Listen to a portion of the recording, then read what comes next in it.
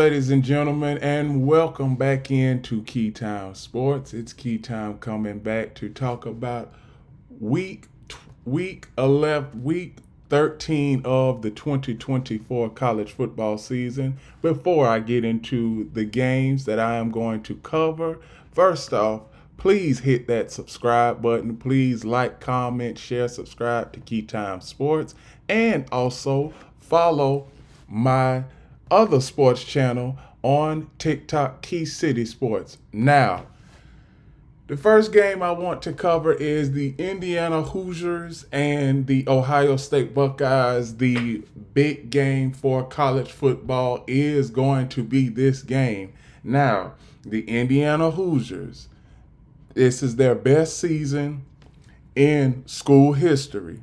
They are 10-0, led by Kurt Cinetti.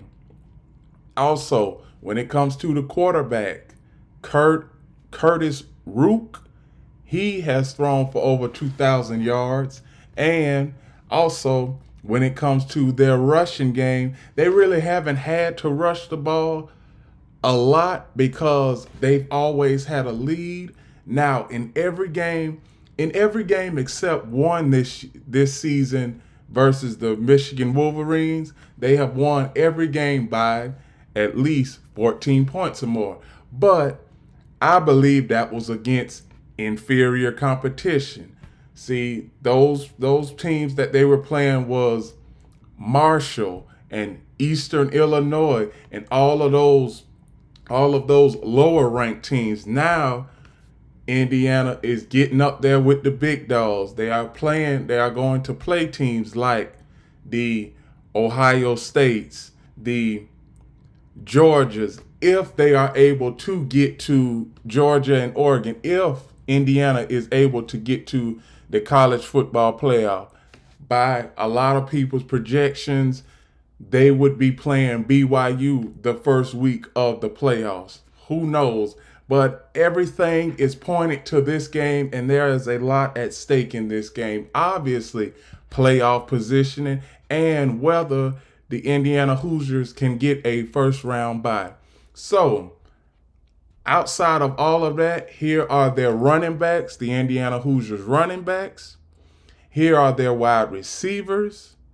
Here is their kicker, one of the most efficient kickers in all of college football. And here is their defense. Now, their defense is top notch, but they have played against subpar competition. So let's keep that in our minds, audience. Indiana, they have blown out 9 of the 10 teams that they have faced. And for their defense has 666 solo tackles. Now let's shift on over to the Indiana Hoosiers offense. They average 43.9 points per game. Third down efficiency is 49%. That is decent, but I've seen better conversion percentages throughout the season. Fourth down offensive efficiency is 55%. Also decent, but I have seen better. Now, when we get to the Ohio State Buckeyes, we know that they are led by Will Howard. The Ohio State Buckeyes, over the last few years, they have always been an offensive juggernaut.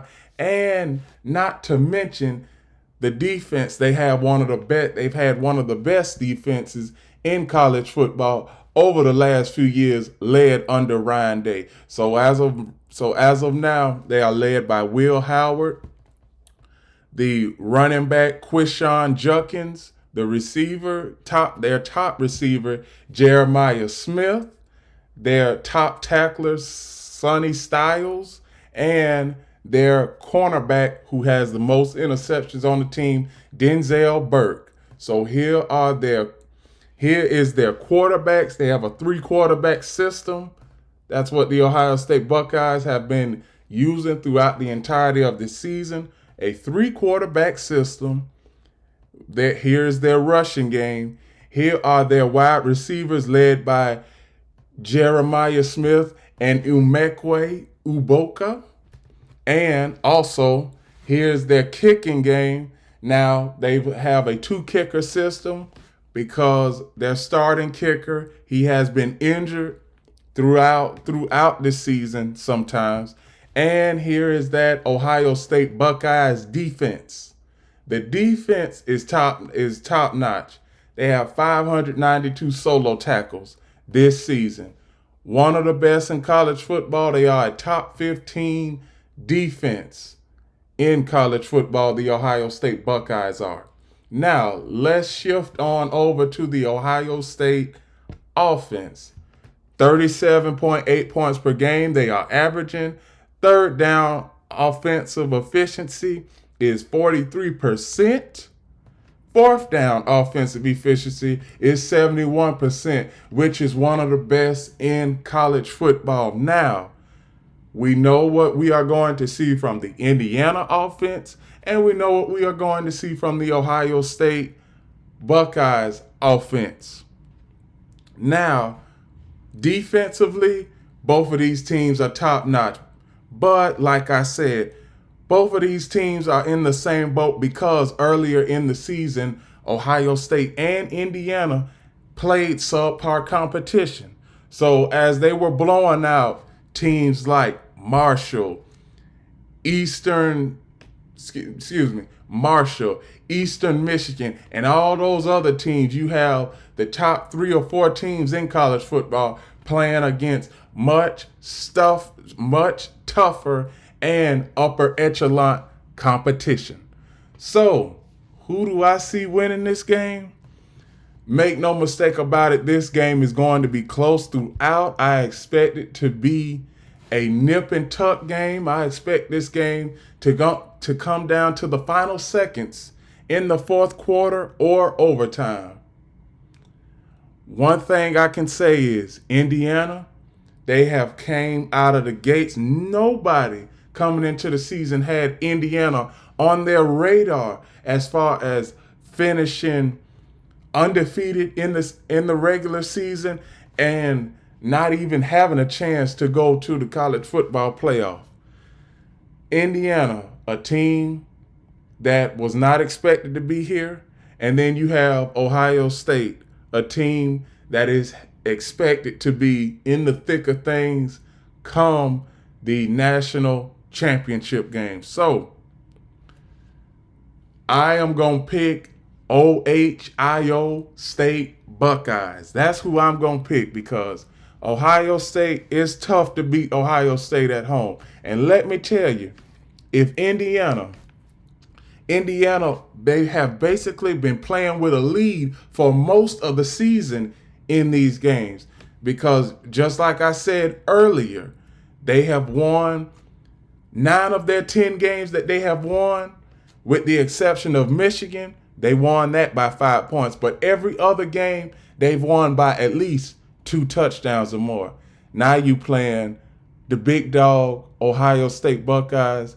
It's gonna be a tough day for the Hoosiers offense and for the Hoosiers secondary on defense. So I got the Ohio State Buckeyes winning this game. The next game I want to cover is the Colorado Buffaloes versus the Kansas Jayhawks. Now, Colorado, we all know that Colorado, they've had an amazing turnaround ever since Deion Sanders arrived in Colorado a year and a half ago. Now, the defense for the Colorado Buffaloes is in the top 20 in total defense in all of college football. You have Shedeur Sanders lighting it up all over the field every game. Then you have their running back, Isaiah Augustave. I like how he pronounced his last name, Augustave.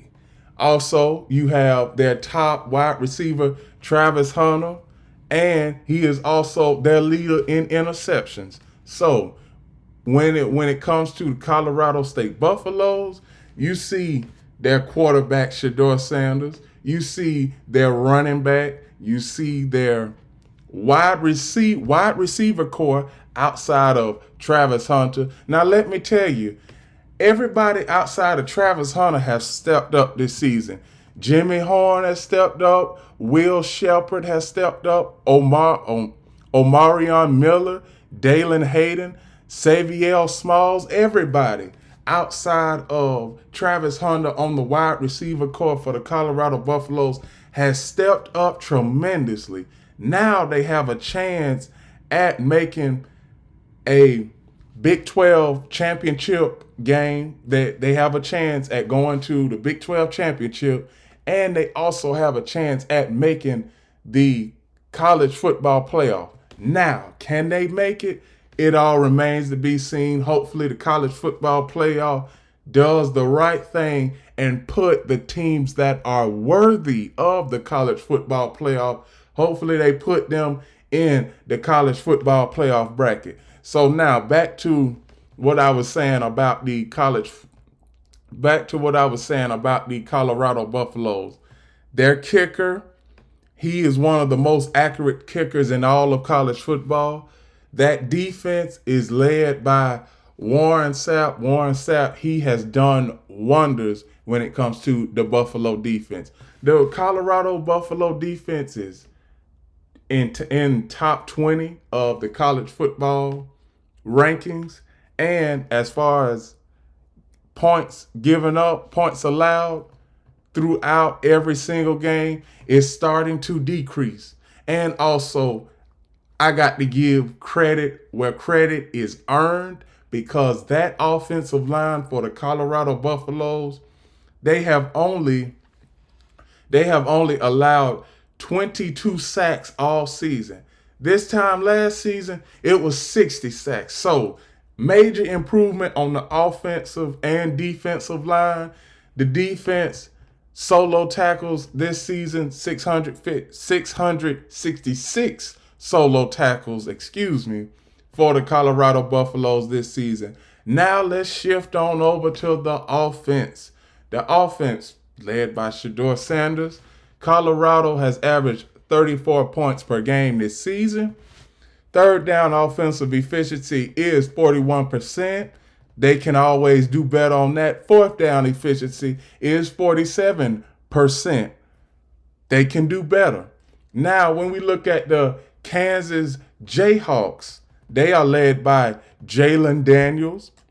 Their top running back is Devin Neal. Their top wide receiver is Luke Grimm. Their top linebacker, the leader of tackles, he has 63 tackles, J.B. Brown. Their cornerback, who is the leader in interceptions, is Melio Dotson. So, quarterbacks for the Kansas Jayhawks, they have a two-quarterback system led by Jalen Daniels and Cole Ballard. Here are the Jayhawks running backs. Here's the Kansas Jayhawks wide receivers. Here is their kicker.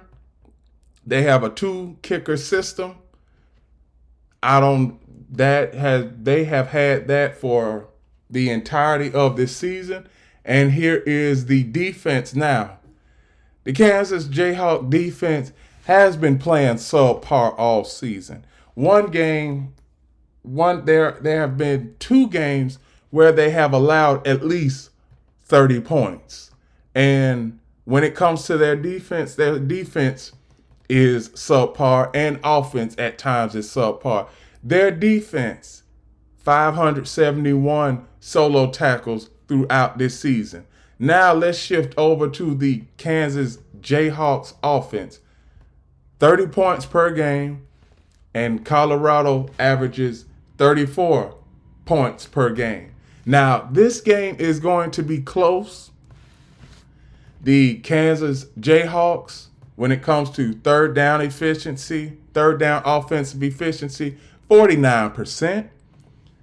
Fourth down offensive efficiency for the Kansas Jayhawks, 66%, which is up there with one of the best in college football. Now we see what the Kansas Jayhawks can do on the offense and defensive side of the ball. We see what the Colorado Buffaloes offense and defense can do when they have the ball. Now, who do I have winning this game?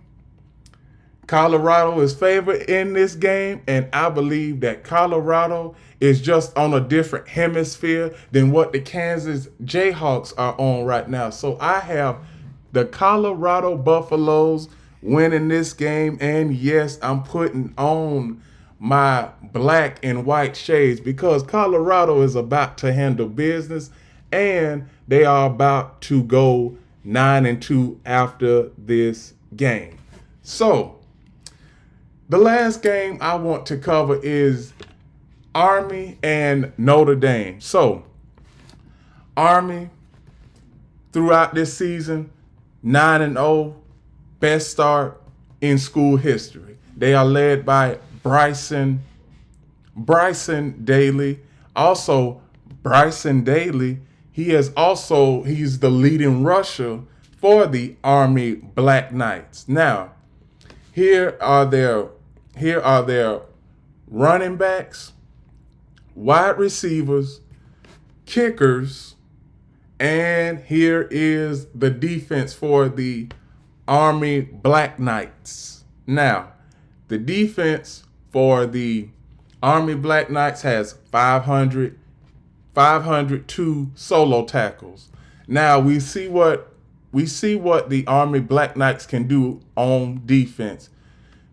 Army's offense has averaged 5 touchdowns per game, 35.4 points. Third down offensive efficiency is 53%. Fourth down offensive efficiency is 84%. The very best in college football. Their fourth down offense, it just annihilates defenses. For the Notre Dame Fighting Irish, it's best for them not to put their defense in fourth down situations where they have to stop Army because, like I said just a few seconds ago, Army's conversion rate is 84% on fourth down.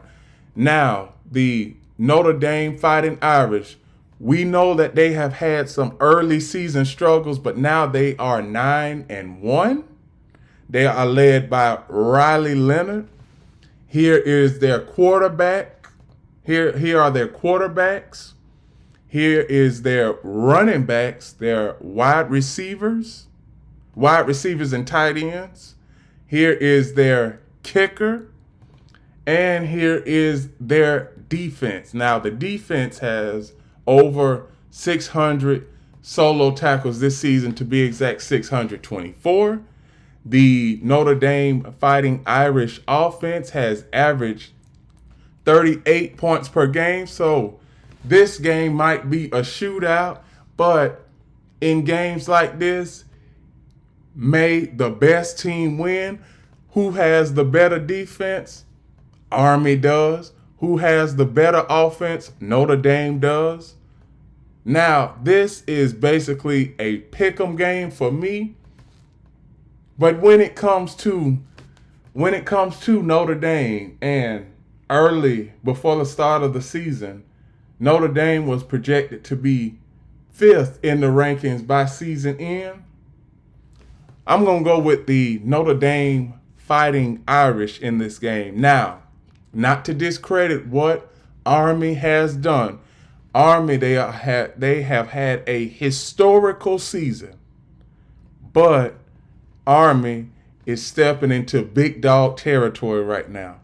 And Notre Dame, we've placed Notre Dame up there for years. Now it's time for them to show how good they are against teams like this.